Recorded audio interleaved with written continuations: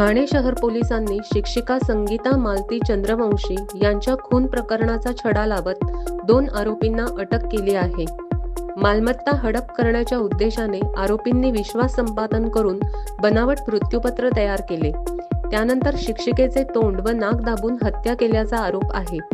तांत्रिक विश्लेषण, CCTV footage आणि गुप्त माहितीच्या आधारे पोलिसांनी दिव्यांग भानुजी आहेर आणि शुभम मुरलीधर लष्करे यांना अटक केली असून पुढील तपास सुरू आहे.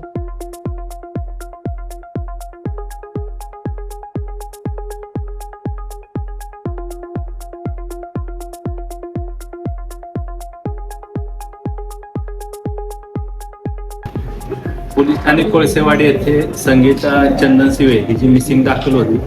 त्यानंतर त्या मिसिंगचा तपास गुन्हे शाखा घटक 3चे पोलीस निरीक्षक आजिज शिंदे आणि त्यांची टीम ACP शेखर बागणे यांच्या परीक्षणामध्ये करत होती. त्या मिसिंगच्या तपासामध्ये अशी माहिती मिळाली की मिसिंग महिला संगीता वानखेडे हिचा खून करण्यात आलेला आहे. तिची बॉडी नाशिक ग्रामीणच्या हद्दीमध्ये वाडीवरी पोलीस स्टेशनच्या हद्दीत मिळून आली दिनांक 15/7 रोजी.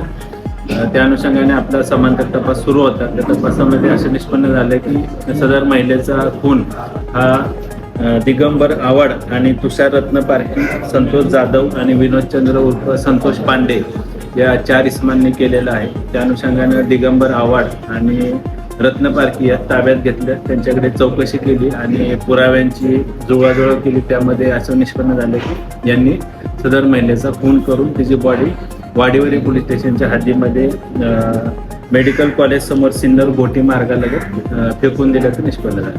सर, आव्हाड आणि रत्न पारखी हे का नातेवाईक होते? आव्हाड आणि रत्न पारखी हे त्या सदर महिलेच्या परिसरामध्ये राहणारे आणि बरेच वर्षापासून त्यांची ओळख होती.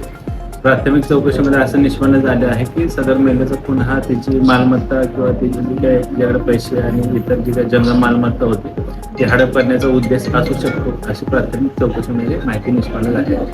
आरोपींवर गुन्हे दाखल आहेत यापूर्वी आरोपींवर गुन्हे दाखल